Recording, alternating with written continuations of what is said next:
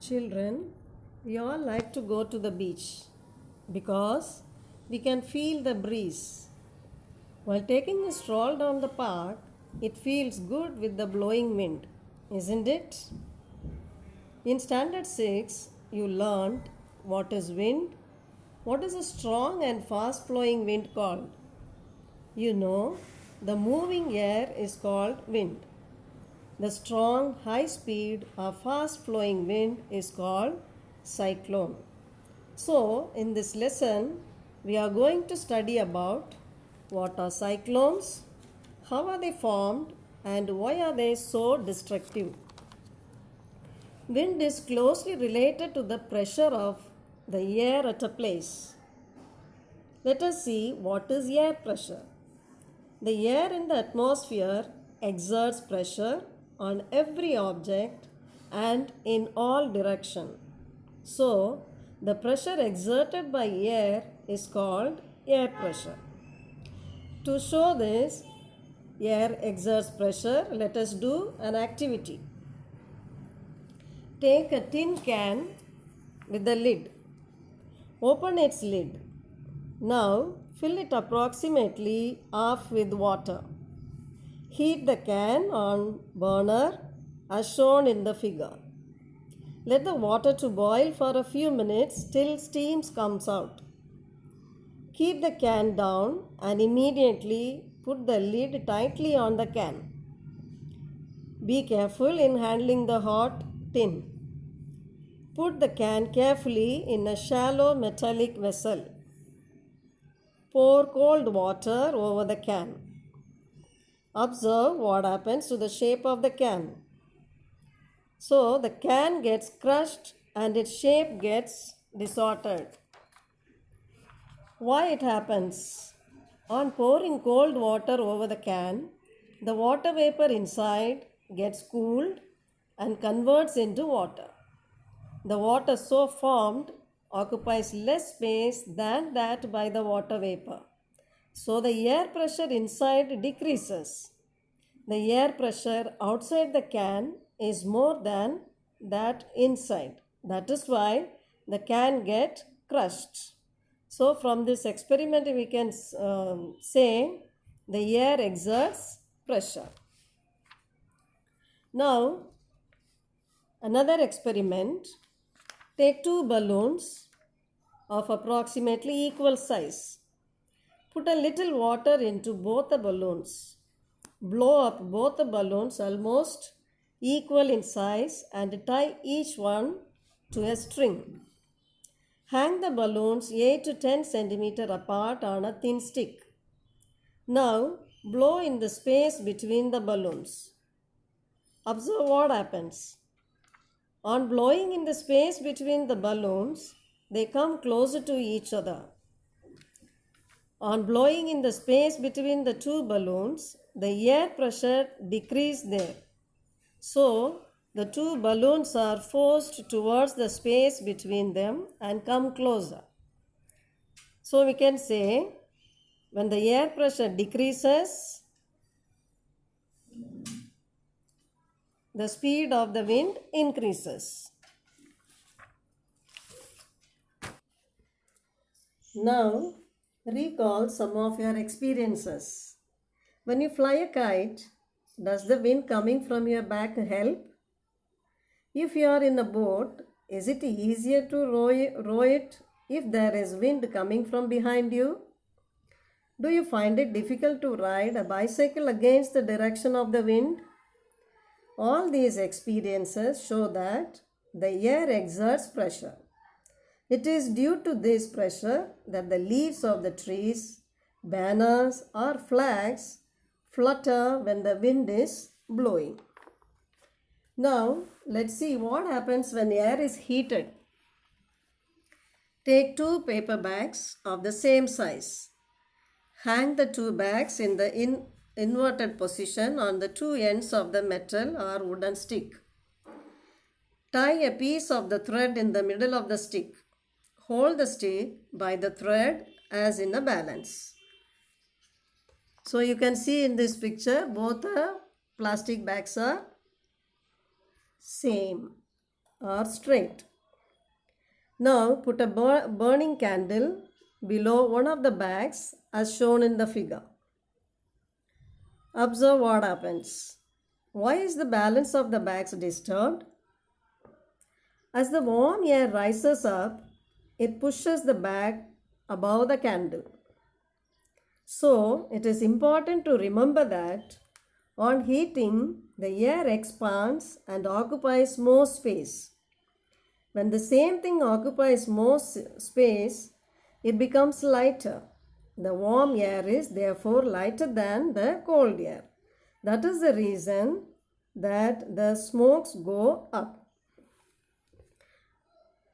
Now, how wind currents are generated due to the uneven heating on the earth.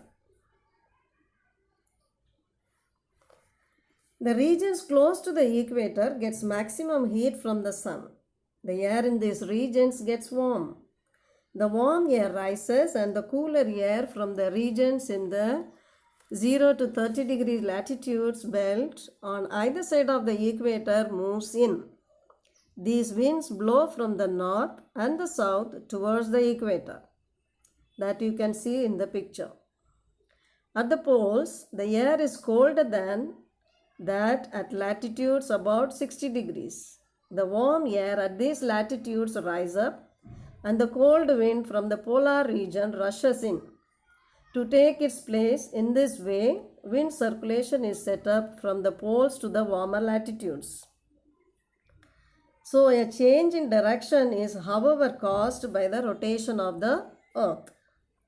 So, the wind currents are generated due to the uneven heating between the equator and the poles.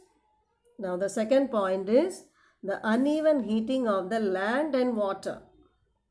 You have read about the sea breeze and the land breeze in the heat chapter. In summer, near the equator, the land warms up faster, and most of the time the temperature of the land is higher than that of the water in the oceans. The air over the land gets heated and rises. This causes the winds to flow from the ocean towards the land. These are monsoon winds. The winds from the oceans carry water and bring rain. It is part of the water cycle. The monsoon winds carry water and it rains. So, in nature itself, there are certain situations that can sometimes create disasters and pose threat to humans, animals and plant life. Let's study the two such situations. The first one is thunderstorm and the cyclones. So, what is meant by thunderstorm? The thunderstorm develop in hot, humid tropical areas like India very frequently. The rising temperatures produce strong upward rising winds. These winds carry water droplets upwards, where they freeze and fall down again. The swift movement of the falling water droplets along with the rising air create lightning and sound. It is this event that we call a thunderstorm. If a storm is accompanied by lightning, we must take the following precautions. Do not take shelter under an isolated tree. If you are in a forest, take shelter under a small tree. Do not lie on the ground. Do not take shelter under an umbrella with a metallic end. Do not sit near a window. Open garages, storage sheds, metal sheds are not safe places to take shelter. A car or a bus is a safe place to take shelter. If you are in water, get out and go inside the building. Now let's see how thunderstorm becomes a cyclone. Before cloud formation, water takes up heat from the atmosphere to change into vapor. When water vapor changes back to liquid form as raindrops, this heat is released to the atmosphere. The heat released to the atmosphere warms the air around. The air tends to rise and causes a drop in pressure. more air rushes to the center of the storm. This cycle is repeated. The chain of events ends with the formation of a very low pressure system with the very high speed winds revolving around it. It is this weather condition that we call a cyclone. Factors like wind, speed, wind direction, temperature, and humidity contribute to the development of the cyclone. Now, if you see this picture, the center of the cyclone is a calm area. It is called the eye of the storm. Around the calm and clear eye, there is a cloud region of about 150 km in size. In this region, there are high-speed winds and thick clouds with heavy rain. Away from this region, the wind speed gradually decreases. The formation of a cyclone is a very complex process. So, what happens when the cyclone occurs? It causes the distractions. So, let us see what are the distractions it causes. Cyclones can be very destructive. The strong winds push water towards the shore even if the storm is hundreds of kilometers away. These are the first indication of an approaching cyclone. The water waves produced by the wind are so powerful that a person cannot overcome them. The low pressure in the eye lifts water surface in the center. The rising water may be as high as 3 to 12 meters. It appears like a water wall moving towards the shore. As a result, the sea water enters the low-lying coastal areas, causing severe loss of life and property. It also reduces the fertility of the soil. Continuous heavy rainfall may further worsen the flood situation. The high-speed winds accompanying a cyclone can damage houses, telephones, and other communication systems, trees, etc., causing tremendous loss of life and property. This cyclone is known by different names in different parts of the world. It is called a hurricane in the American continent. In Philippines and Japan, it is called typhoon. Now let's see what is meant by tornadoes. In our country, they are not very frequent. A tornado is a dark funnel-shaped cloud that reaches from the sky to the ground. Most of the tornadoes are weak. A violent tornado can travel at speed about 300 km per hour. Tornadoes may form within cyclones. So, during cyclone, what measures we should take? What preventive measures we should take? First of all, we should not ignore the warnings issued by the meteorological department through TV, radio, or newspapers. We should make necessary arrangements to shift the essential household goods, domestic animals, and vehicles, etc., to safer places. Avoid driving on roads through standing water, as floods may have damaged the roads, and keep ready the phone numbers of all emergency services like police, fire brigade, and medical centers. So, if you are at home and if your house is at the cyclone hit area, what precaution you will take? Do not drink water that could be contaminated. Always store drinking water for emergencies. Do not touch wet switches and fallen power lines. Do not go out just for the sake of fun. Do not pressurize the rescue force by making undue demands. Cooperate and help your neighbors and friends. Now let's see what effective measures taken by the government during a cyclone. The cyclone forecast and warning services are given. rapid communication of warnings to the government agencies, ports, fishermen, ships, and to the general public. Construction of cyclone shelter in cyclone prone areas and administrative arrangements are moving people fast to safer places. So now, these days, we are better protected. In the early part of the last century, the coastal residents may have had less than a day to prepare or evacuate their homes from an oncoming cyclone. The world today is very different.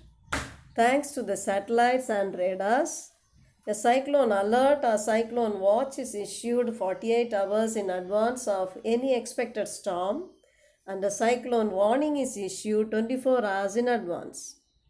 The message is broadcast every hour or half an hour when a cyclone is nearer the coast.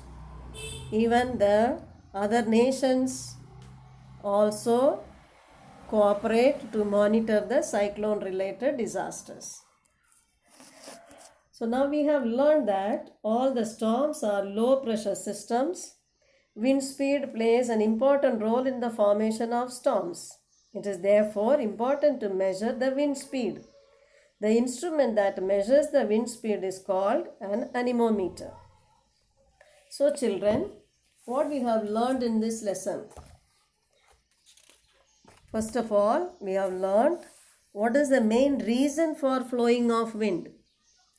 The air moves from high pressure area to low pressure area. So that is the main reason for flowing of wind. The next one we have studied what is thunderstorms. The swift movement of the falling droplets along with the rising air create lightning and sound. This is called the thunderstorm. Now next we have studied what is cyclone. The thunderstorm with the formation of very low pressure with a high speed wind revolving around is called cyclone. So which factors contribute to the development of the cyclone? Factors like wind, speed, temperature, humidity, and wind direction contribute to the development of the cyclone. The next one we have learned about a tornado. In short, a tornado is a dark funnel-shaped rotating cloud that reaches from the sky to the ground.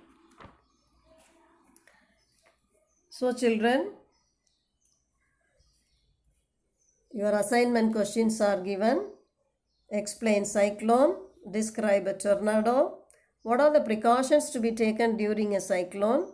Mention the safety measures which are taken by the government during cyclone.